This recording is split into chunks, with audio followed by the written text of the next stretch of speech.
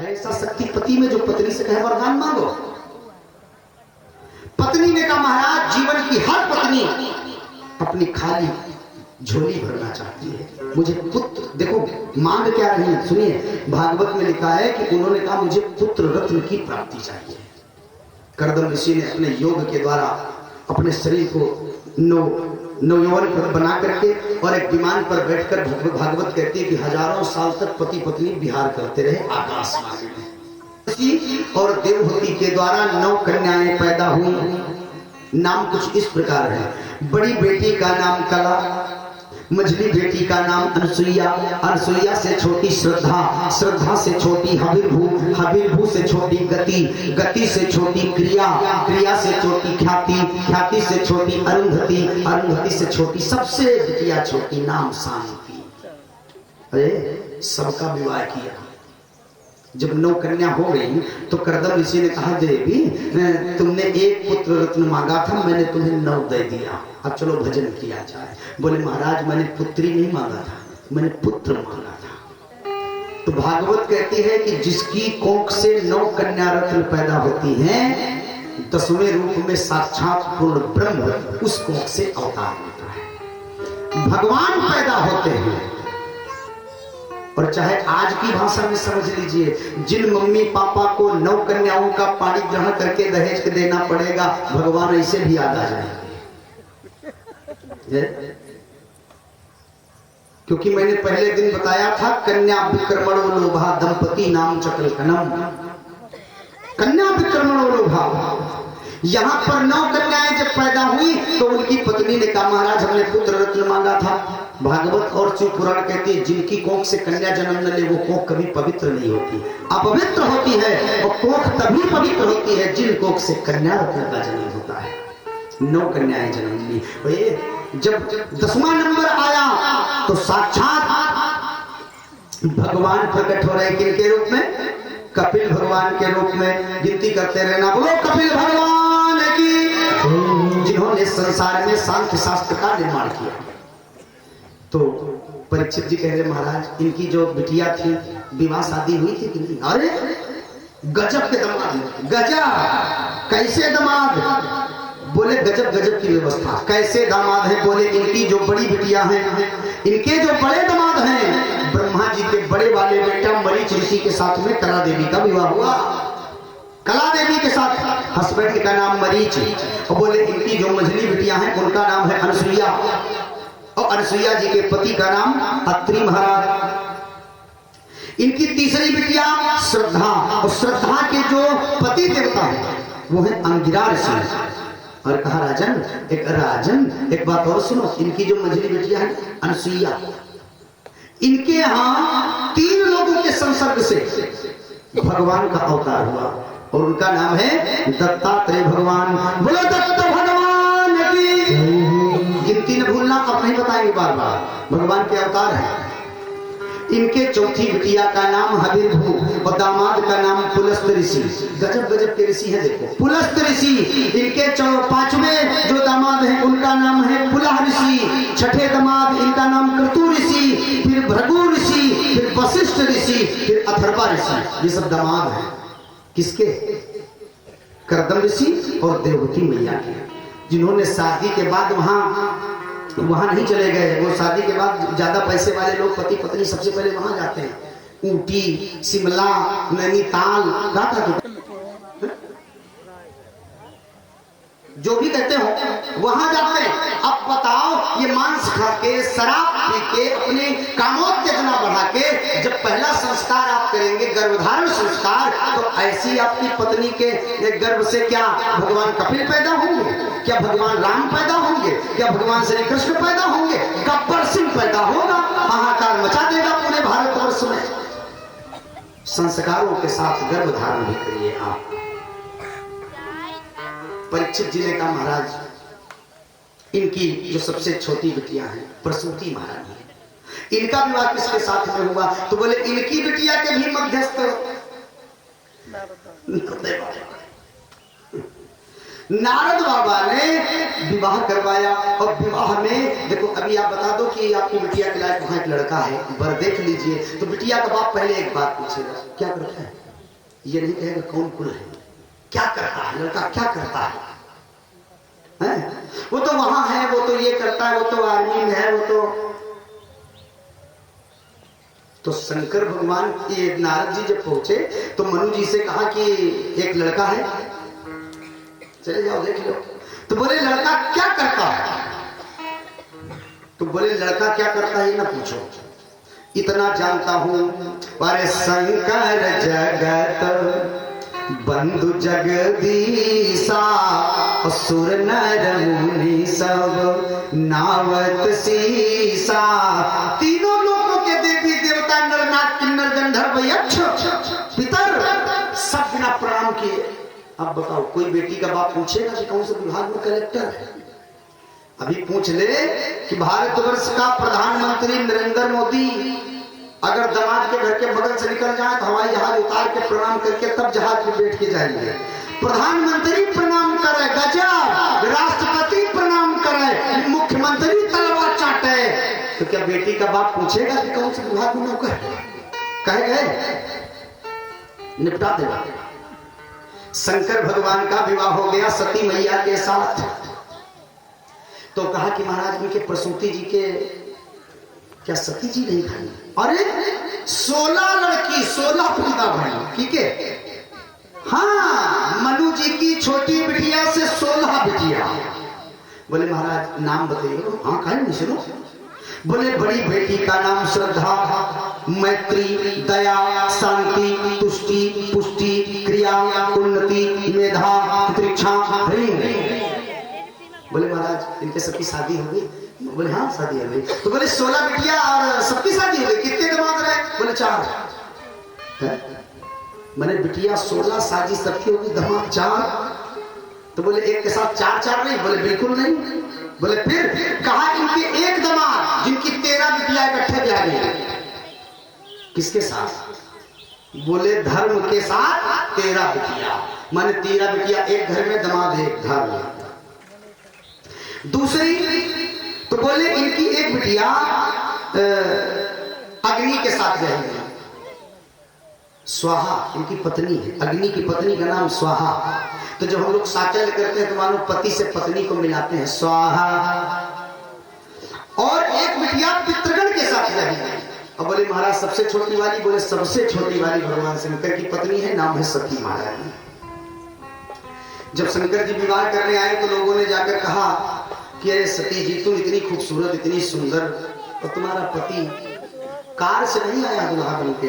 बोले फिर काहे से आया है? बोले बैल से आया है।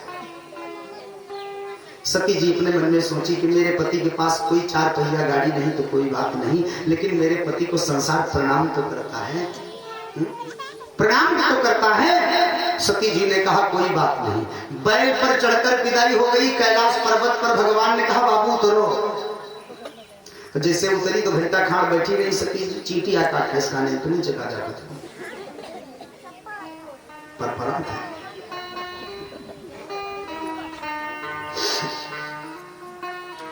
सती जी जब शाम हुई तो बोली महाराज चलो। तो शंकर जी ने कहा कहाँ चले? बोले घर चलो।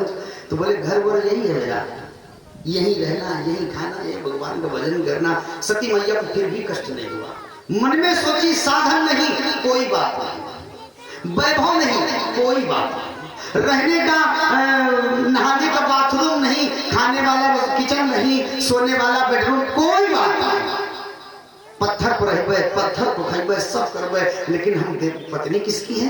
उनकी जिनको संसार पूजा करता है, ऐसे पति की मैं पत्नी नहीं। लेकिन मामला बिगड़ गया, कथा सुना चुका। जब कथा सुनाने शंकर भगवान ले गए, शंकर भगवान जब सती जी को एक लाइन सुना लो तब याद हो जाए सबको। कथा सब जानते हैं, ना हो जाना तो आप लोग तो मूड हलाओ जानी थे, नहीं तो थोड़ा हाव भाव बन जाता, कथा अच्छा अच्छा।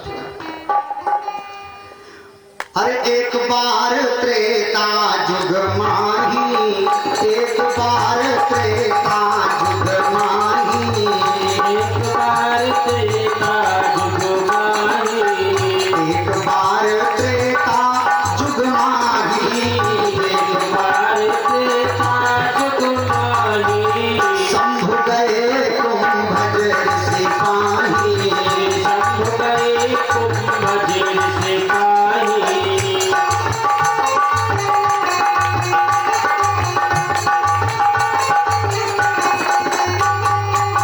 संग सती जग जननी भवानी, संग सती जग जननी भवानी, पूजे ऋषि अखिलेश्वर जाने, पूज्य ऋषि अखिलेश्वर जाने।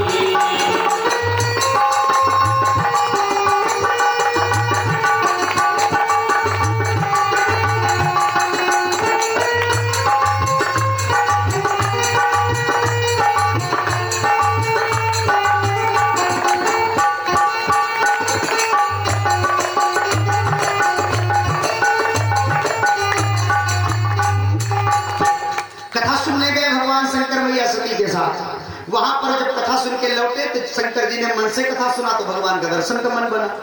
और सती जी के मन में अहंकार था, इसलिए इनका मन कथा में नहीं था। और जब कथा में मन नहीं था तो इनको भगवान से विद्रोह करना पड़ा। और सती मैया ने जब भगवान की कथा को ध्यान से नहीं सुना, ध्यान से सुनना सब लोग, इसीलिए मैं बार बार कहता हूँ ध्यान से सुनना, ध्यान से सुनना, कहीं सती वाली दशा ना हो जाए। हाँ, सती जी की क्या दशा हुई? दशा नहीं हुई, इनकी दशा को दशा में बदल गई। इनको अपने पिता के यहाँ जा करके और अग्नि में योग अग्नि से इनको जलाना पड़ा शरीर। भगवान की कथा ध्यान से न सुनने का ये प्रतिफल है। और शंकर भगवान ने कथा सुना तो शंकर जी का यही सती अगले जन्म में पार्वती बनकर विवाह कर ली और आराम से तारकासुर वध करने वाला बेटा पैदा कर दी, खड़ानंद गणेश। इस प्रकार से कहा इनकी छोटी बेटियां हैं प्रसूति महारानी का महाराज। इनकी तीनों बेटियों की शादी बता दी आपने, इनके बड़े वाले बेटे की चर्चा कर दी आपने, इनके छोटे वाले जो ब्रदर हैं प्रियव्रत, इन्होंने विवाह नहीं किया क्या? तो बोले विवाह करना तो नहीं चाहते थे, लेकिन बड़ा निवेदन करने के बाद राजी हुए कि चलो मैं विवाह कर ले रहा हूं। तो बोले किसके साथ हुए? तो बोले इनकी पत्नी का नाम है बहिष्मति, प्रियव्रत की पत्नी का नाम है बहिष्मति। बोले महाराज किनकी बेटियां हैं? बोले विश्वकर्मा भगवान की बेटियां हैं, विश्वकर्मा भगवान की बेटियां हैं। और कहा महाराज फिर ऊर्जस्वती और प्रियव्रत के द्वारा 10 बेटा पैदा हुए और एक बिटिया पैदा हुई। तो बहिष्मति की बिटिया का नाम है ऊर्जस्वती। और बोले बेटा, तो बोले पत्नी भी इनकी 2 है, बेटा भी 10 है, लेकिन इनके जो बड़े बेटा है आग नाम है इनका, तो आग्नि बड़े बेटे का नाम है नाभि, और नाभि इनकी पत्नी का नाम देवी। तपस्या किया तो साक्षात भगवान देव रूप में प्रकट हो गए। बोलो ऋषभदेव भगवान है कि। अब यही तो कहो मैं चर्चा शुरू करूं। बोलो जैन धर्म के प्रवर्तक कौन है? ऋषभदेव, जिन्होंने जैन धर्म चलाया। अब भागवत कहती है, ये बात जरूर आप लोग ध्यान से सुनो, सिंहवापुर है यहाँ, ध्यान से सुनो। ऋषभदेव भगवान के अवतारी हैं, भगवान के अंश अवतारी। और ऋषभदेव ने अपने दुनिया में चला दिया एक जैन धर्म, जैन धर्म के प्रवर्तक हैं ऋषभदेव। और ऋषभदेव भगवान के अवतारी हैं। तो कहने का मतलब इष्ट तो एक है, पंथ अलग हो गए। तो चाहे तुम कबीर पंथी हो, सीधी बात है, पंथ का मतलब धर्म नहीं होता, पंथ का मतलब होता है रास्ता। कबीरदास जी को राम राम के भरोसे राम जी मिल गए, किसी को कृष्ण कृष्ण कह के भगवान मिल गए, किसी को राम नाम लेके भगवान मिल गए। माने जो जिस विभाग का बैठा है व्यक्ति, चाहे सत्य नाम वाला हो, चाहे कबीर पंथ वाला हो, चाहे वैष्णव वाला हो, चाहे शैव पंथ वाला हो, चाहे जय गुरुदेव वाला हो, चाहे निरंजनी हो, चाहे निरंकारी हो, चाहे धनधन हो, चाहे राधा स्वामी सत्संग व्यास हो, कुछ भी हो जाए, लेकिन जब ऋषभदेव के द्वारा जैन धर्म चल सकता है, आप पूजा चाहे जिसकी करें, हमें इससे दिक्कत नहीं। मैंने देखा है कि जिनको भी नाक साफ करने का सबूत नहीं हुआ, बेसबूत, जिनको कुछ नहीं पता, न धर्म जानते हैं, कम करो, न धर्म जानते हैं, न पंथ जानते हैं। हम तो कहते हैं कि ये कहते हैं कि वो न करो, वो वाले कहते हैं वो न करो, वो वाले कहते हैं वो न करो। पैदा हुए तो जैन धर्म वाले भी उसी तरह पैदा हुए दादा, शैव पंथ वाले उसी तरह पैदा हुए, वैष्णव धर्म वाले वही पैदा हुए, शैव पंथ वाले भी वही पैदा हुए। जब पैदा हुए मर जाओगे तो तुम्हारी गति वही होगी, मिट्टी में आए हो और मिट्टी में मिल जाना है। तो जब पैदा एक प्रकार के, पैदा एक तरह, मरे एक तरह है, अन्न हम खाएं, अन्न आप खाओ, लाल खून तुम्हारा, लाल खून हमारा, फिर काहे का अंतर? भगवान में फर्क डालने चले हो। क्या वैष्णव वाले माताजी पिताजी अपने मम्मी पापा को कहते हैं, तो शैव पंथ वाले कुछ फूफा फूफू कहते हैं। जन्म देने वाली मां जननी होती है और जन्म नाम देने वाला बाप होता है। जन्म एक तरह का, कर्म एक तरह का, संस्कार एक तरह के, फिर तुम्हारे अंदर ये विद्रोह कैसे पैदा हो गया? और दुनिया का हर धर्म, ध्यान से सुनिएगा, दुनिया का हर धर्म, दुनिया का हर पंथ जोड़ने का काम करता है। आज तक किसी संत ने तोड़ने की चर्चा नहीं किया। और तुम कहते हो कि सत्यनारायण कथा नहीं होती, हमारे गुरु जी कहते हैं। बुलाओ सारे उस दूसरे गुरु को, कहाँ है उनको बुलाओ, मैं लगे हम बात कराओ से। गणेश भगवान प्रथम पूज्य हैं, सबसे पहले गणेश भगवान की पूजा होती है। और तुम कह दो अब हम इस पंथ वाले हो गए, अब हमको गणेश भगवान की पूजा नहीं करना, काहे नहीं करना? हम तो कहते हैं ऐसे व्यक्ति को समाज से बेदखल कर दो, जो भगवान पर उंगली उठाए, जो धर्म पर उंगली उठाए, जो शास्त्र पर उंगली उठाए।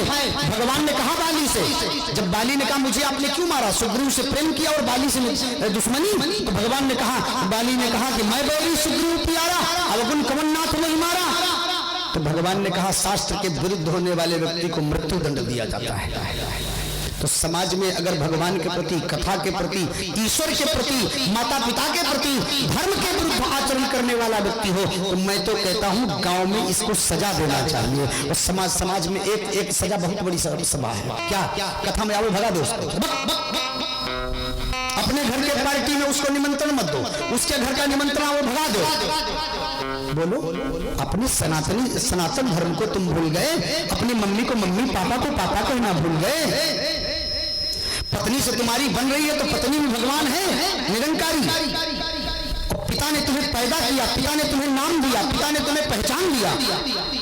अभी तुम्हारे पिता को कोई गाली दे, बर्दाश्त नहीं करते, तो ये तो जगत पिता है जिसकी तुम बुराई कर रहे हो, चाहे गणेश हो, चाहे शिव हो, चाहे भगवान हो, इनकी बुराई करते हो और समाज में तुम अपने को बड़ा बुद्धिमान लगाते हो। हमसे बात करो आके, तब हम बताएं तुमको धर्म क्या है, पंथ क्या है। पंथ का मतलब सीधा रास्ता है। धर्म एक है, जिसको निम्बार्काचार्य मानते हैं, जिसको शंकराचार्य मानते हैं, जिनको भगवान श्री राम मानते हैं, जिनको भगवान श्री कृष्ण मानते हैं, जिनको चंद्रशेखर आजाद मानते हैं, और जिनको विवेकानंद मानते हैं, जिनको महात्मा गांधी मानते हैं। ये धर्म है, धर्म एक है, उस धर्म का नाम है सत्य सनातन धर्म। उसी झंडे के नीचे सबको खड़ा होना है। तुम अपना अपना पंथ का झंडा लगाए घूम रहे हो, पंथ होकर तुम धर्मावलंबी बनना चाहते हो, मतावलंबी बन के संसार में जो कुछ करना है करो। बस इतनी चर्चा बहुत है, आगे फिर कभी मौका मिला तो फिर मस्केंगे।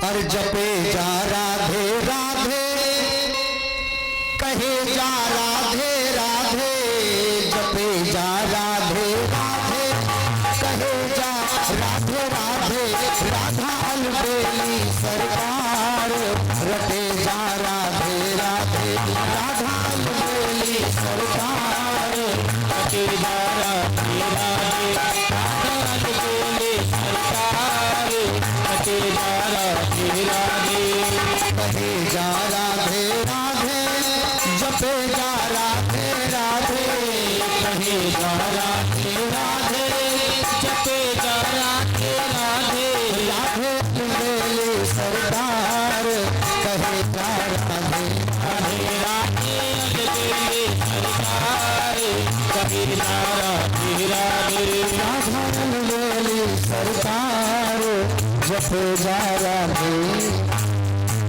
बोलो राधा वल्लभ सरकार की जय हो। तो यही आग्नेय, आग्नेय के बेटा नाभि, नाभि के बेटा ऋषभदेव, जिन्होंने चलाया जैन धर्म। आगे की कथा बड़ी सुंदर कथा है, खष्टम स्कंध। यहीं से सुखदेव जी कहते हैं पंचम स्कंध विराम होता है। और खष्टम स्कंध में बड़ी विचित्र कथा है, जिसमें राम नाम की महिमा है। जासु नाम सुमिरत एक बारा उतरहि नर भव सिंधु अपारा। जिन भगवान का नाम एक बार बोले भाव को भाव अनख आलस हो कम करो आवाज। अब सूचना हमें देना था, हमने दे दिया है, अब हमको पंडाले को सुनाना है। हरिओम हरिओम। बोले भाव को भाव अनख आलस हो और नाम जपत मंगल दिस दस हो। भगवान का नाम चाहे जान के लिया जाए चाहे अनजान के लिया जाए कल्याण ही करता है। अमंगलता को नष्ट करने वाला भगवान का नाम है।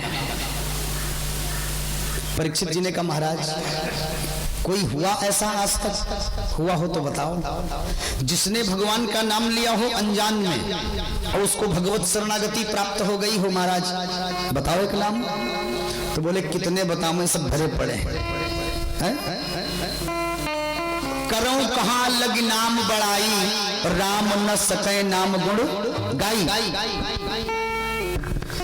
करूं कहां लग नाम बड़ाई राम न सके नाम गुण गाई। बहुत ध्यान से सुनना मेरे प्रेमियों, ज्यादा देर बैठना भी नहीं है,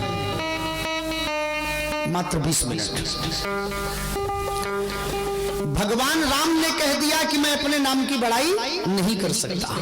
अयोध्या में जब 14 कोसी परिक्रमा होती है, बहुत ध्यान से सुनिए, जब 14 कोसी परिक्रमा होती तो वहां कमरा वमरा नहीं मिलता अयोध्या में। भाई किसी फंक्शन पार्टी में कहाँ जगह मिलती है? तो 14 कोसी में एक साधु आ गए। तो साधु कुछ लोग अब तो एंजॉय करने जाते हैं ना लोग, तो एक एयर कंडीशन कमरा एक सेठ जी बुक कराए। तो साधु बाबा को जब कुछ नहीं मिला तो अपना दंड कमंडल लेके पहुंचे सेठ जी से, कहने लगे सेठ जी आज की रात अपने पास काट लेने दो।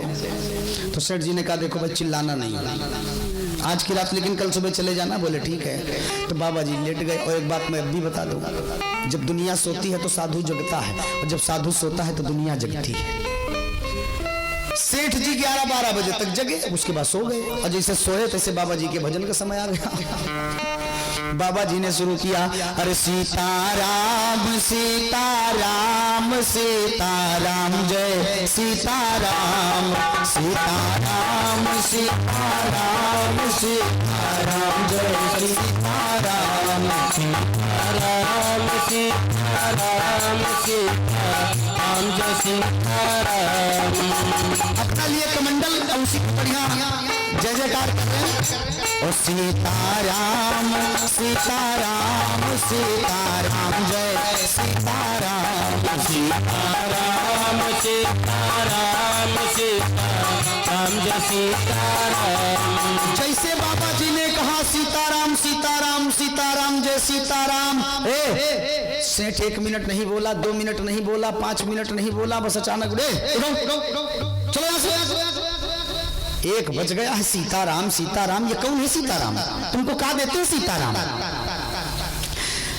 बाबा जी ने गुरु जी से कहा सेठ जी से कि आप हमसे पूछते हो कि मेरे राम जी क्या देते हैं? उन्हीं के भरोसे सारा इंतजाम है, सारा इंतजाम राम नाम के भरोसे। मैं खाता हूं पीता हूं राम जी के भरोसे। अच्छा सही बात है, किसी को अनुभव ना हो, लेकिन मुझे अनुभव है। भैंस को चारा पानी आप खिलाओ, लगौना आप लगाओ, पशुहार आप खिलाओ, और दूध निकालने में चूक जाओ तो मुंह आप तुड़वाओ और दूध पिए बाबा।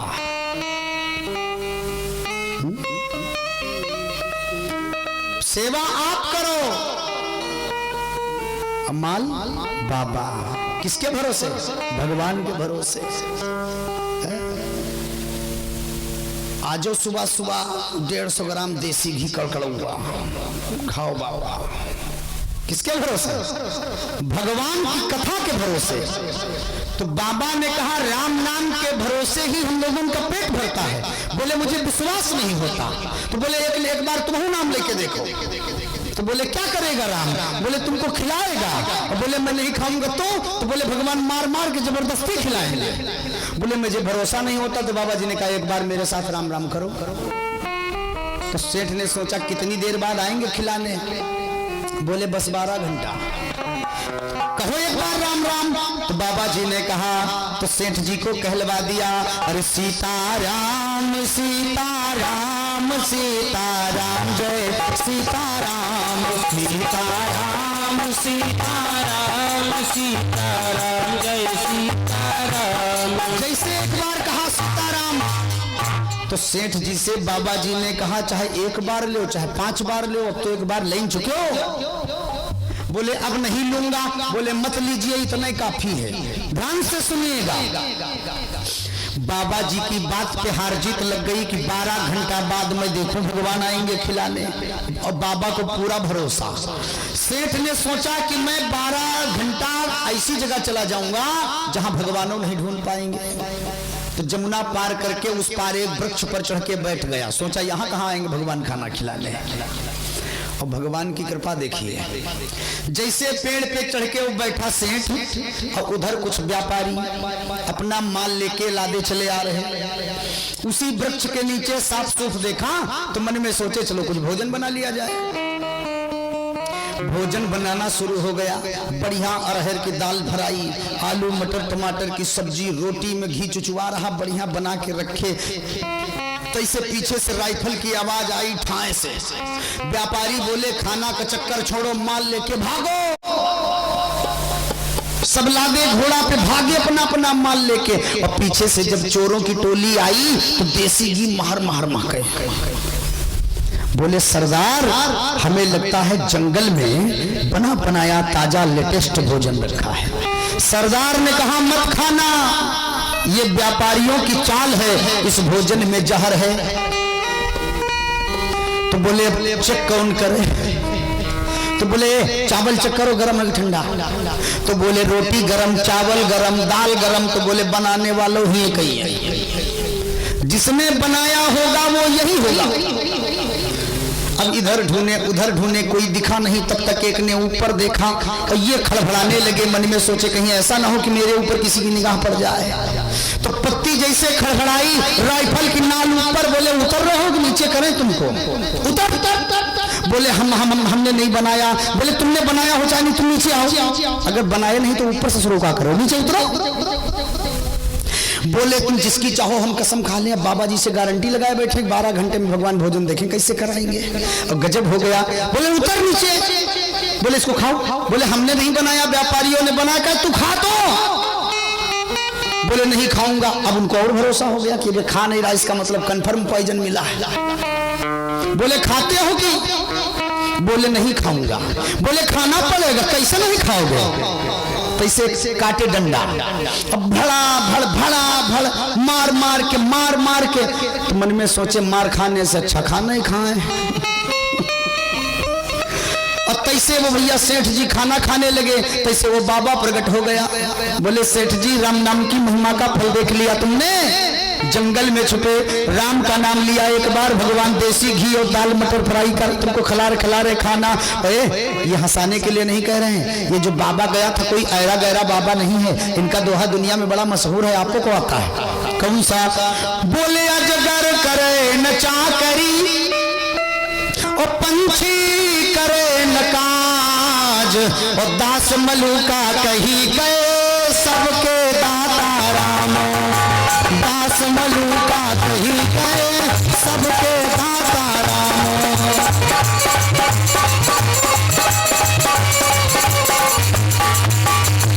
अजगर करे न चाकरी, पंछी करे न काज, दास मलूका कह गए सबके दाता राम।